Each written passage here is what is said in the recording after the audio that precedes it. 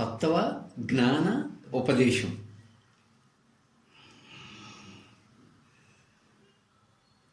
ఓ మిత్రుడా,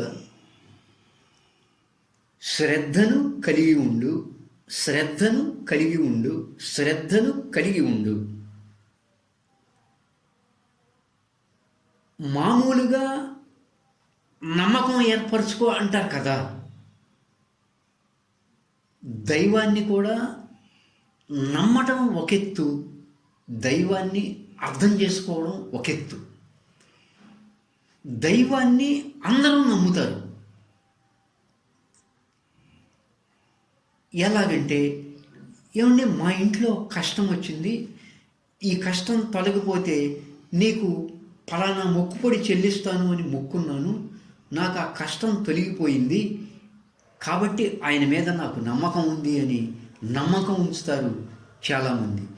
నమ్మకం వేరు, దైవాన్ని అర్థం చేసుకోవడం వేరు. అయ్యా, దైవం అంటే నువ్వు నమ్మావు కదా, దైవం అంటే ఎవరు అని అడిగితే ప్రశ్న పడిపోయిద్ది. అలా నమ్మకం వేరు, అర్థం చేసుకోవడం వేరు, విశ్వాసం వేరు, శ్రద్ధ వేరు. మామూలుగా అందరం నమ్మకం ఏర్పరచుకుంటాం కదా, ఆ నమ్మకం ఎక్కడైతే ఉంటుందో మిత్రులారా, అక్కడే అనుమానం కూడా ఉంటుంది.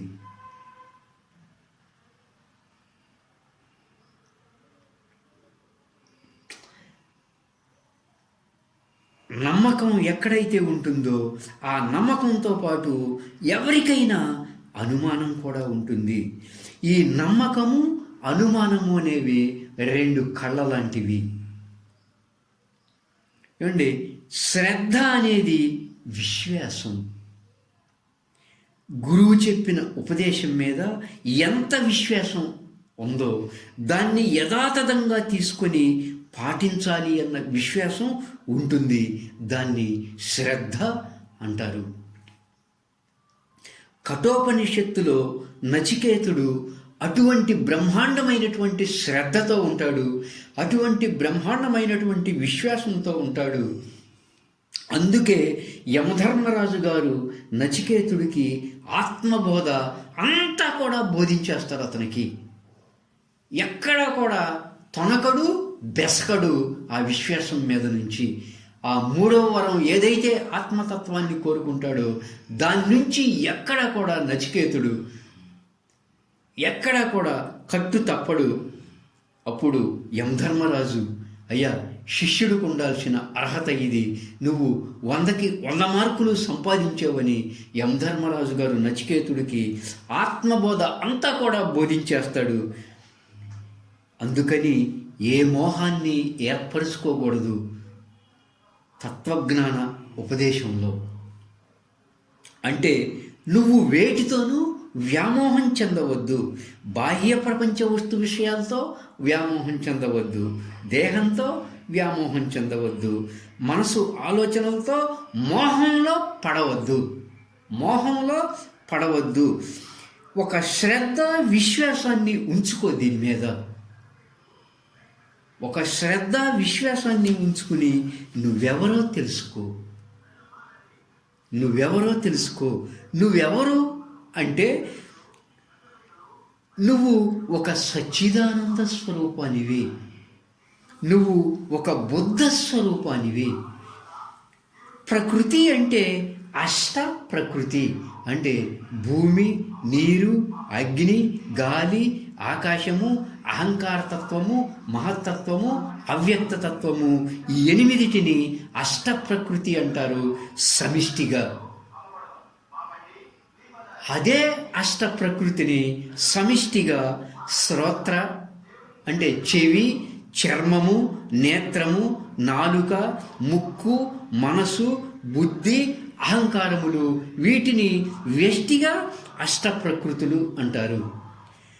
పురుషుడు అంటే ఈ ప్రకృతికి వేరుగా ఉండి, అంటే ఈ చెవి, చర్మము, నేత్రము, నాలుక, ముక్కు, మనసు, బుద్ధి, అహంకారములకు అతీతంగా ఉండి మనోబుద్ధులు అహంకారాన్ని గమనించేవాడు అని అర్థం. సాక్షి స్వరూపాన్ని, ప్రకృతికి పరంగా ఉన్నవాణ్ణి పురుషుడు అంటారు. ఈ ప్రకృతికి వేరుగా ఉన్నవాణ్ణి, సాక్షి స్వరూపంగా గమనించేవాళ్ళలాగా ఉన్నవాణ్ణి పురుషుడు అంటారు. అందుకని నువ్వెవరు అంటే ప్రకృతికి పరంగా ఉన్నావు. నీవు పరంగా ఉండటము అంటే దీన్ని గమనించేవాడిలా ఉన్నావు అని. నీలో ఉన్న అహాన్ని, బుద్ధిని, మనస్సుని, ఈ బాహ్య ప్రపంచాన్ని గమనించేవాడవు. నువ్వు సాక్షి స్వరూపుడవు అని అంటే నువ్వు ఒక సచ్చిదానంద స్వరూపానివి. మనం ఆ స్వరూప స్థితిని పొందటం అంత తేలిగ్గా సాధ్యమయ్యే విషయం కాదు.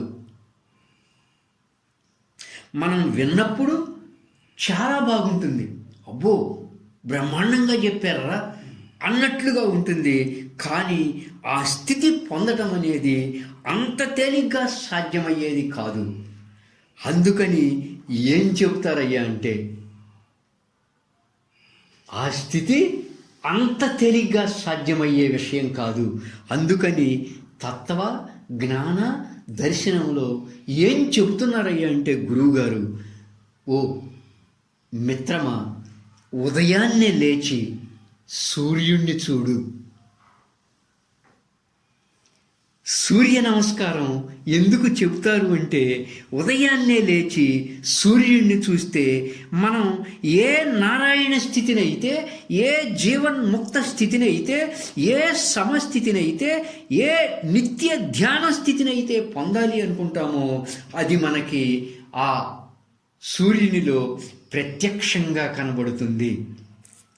మనం ఏ చైతన్య స్వరూపంగా అయితే అనుభూతి పొంది మనం ఆ చైతన్యము నుంచి మన మనోప్రకాశము ద్వారా ఈ భావనలన్నీ పొందుతున్నాం. నువ్వు ఆ స్థితిని పొందాలి అంటే ఉదయాన్నే లేచి సూర్యుడిని చూస్తే ప్రత్యక్షంగా కనపడుతుంది ఆ స్థితి. అందుకని ఆయన్ని ప్రత్యక్ష నారాయణుడు అంటారు సూర్యుణ్ణి. ప్రత్యక్షంగా అంటే సూర్యుని నుంచి ప్రకాశం వచ్చి భూమి మీద పడింది కాబట్టే ఈ భూమి మీద వ్యవహారాలన్నీ ఇలా జరుగుతూ ఉన్నాయి. ఇక్కడ ఏం జరిగినా సూర్యుడినేమీ ప్రభావితం చేయడం లేదు. అలాగే నాలో ఒక చైతన్య కేంద్రం నుంచి కిరణాలలాగా మనో ఆలోచనల ప్రవాహం, ఆ మనో ఆలోచనల ప్రవాహం నుంచి ఈ నామరూప జగత్తులో ఈ వ్యవహారాలన్నీ జరుగుతూ ఉన్నాయి. అంటే నా చైతన్య కేంద్రం నుంచి ఆలోచన ప్రవాహం మీద ఆ కిరణాలు పడుతూ ఉండటం వల్ల నా మనోప్రకాశం ఈ ప్రపంచంలో ఉన్న వాటినన్నిటినీ తెలుసుకుంటూ ఉంటుంది. బాహ్య ప్రపంచంలో ఏం జరుగుతున్నా, దేహంలో ఏం జరుగుతున్నా, మనసులో ఏం జరుగుతున్నా నా చైతన్య కేంద్రాన్ని ఏమీ ప్రభావితం చేయవు. నా చైతన్య కేంద్రం ఏమీ ప్రభావితం కాదు. నీ చైతన్య కేంద్రం ఏమీ ప్రభావితం కాదు. అతని చైతన్య కేంద్రం ఏమీ ప్రభావితం కాదు.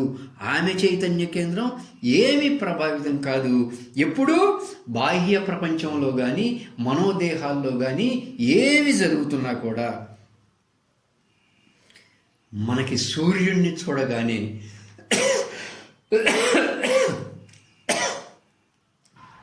ఈ విషయం ఎంతో స్పష్టంగా తెలుస్తుంది. చూడండి ఏమని, ఇక్కడ భూమి మీద ఏం జరిగినా సూర్యుడిని ఏమీ ప్రభావితం చేయవు అని అంతే స్పష్టంగా మనం మనలో ఉన్న ప్రజ్ఞా సూర్యుడిని, మనలో ఉన్నటువంటి ఆ చైతన్య కేంద్రాన్ని, మన వాస్తవ స్వరూపాన్ని అనుభూతి పొందాలి.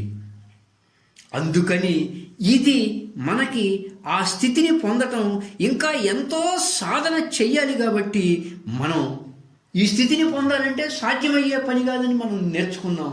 కానీ సాధ్యమయ్యే, ఎవరి వల్ల సాధ్యం అవ్వని పని అయినప్పటికీ కూడా కనీసం ఎంతో సాధన చెయ్యాలి. కానీ కనీసం ఉదయాన్నే లేచి మనం సూర్యుడిని చూడాలి. చూస్తే ఆ స్థితి తెలుస్తుంది. ప్రజ్ఞాసూర్యుడు అంటే అర్థం అదే. మనలోనే ప్రజ్ఞాసూర్యుడు ఉన్నాడు. అందుకే ప్రత్యక్ష నారాయణుడు అంటారు. ఆ నారాయణ స్థితి అంటే ఒక యోగ నిద్రలో ఉన్న స్థితి, అంటే ఒక జాగ్రత్త సుషుప్తిలో ఉన్న స్థితి. అంతరంగం అంటే మనోదేహాలతో కర్మలు ద్వంద్వాలు జరుగుతూ ఉంటాయి జాగ్రత్తలో. అంతరంగం సుషుప్తి స్థితిలో ఉంటుంది. అలా జాగ్రత్త సుషుప్తినే నారాయణ స్థితి అంటారు. తత్వ జ్ఞాన ఉపదేశంలో అంటే జాగ్రత్తలో వ్యవహారాలన్నీ జరుగుతూ ఉంటాయి, కానీ అంతరంగం ఈ తత్వజ్ఞాన ఉపదేశాన్ని తెలుసుకున్న ఆ మహనీయుడి యొక్క అంతరంగం ఒక సుషుప్తి స్థితిలో ఉంటుంది. దీన్ని జాగ్రత్త సుషుప్తి అంటారు. జాగ్రత్తలోనే వ్యవహారాలు జరుగుతూ ఉంటాయి, కానీ అంతరంగం ఎలా ఉంటుంది? ఒక సుషుప్తి స్థితిలో ఉంటుంది. ఒక ప్రకాశ స్వరూపంగా, చైతన్య స్వరూపంగా ఉంటుంది. ఇది తత్వ జ్ఞాన ఉపదేశం.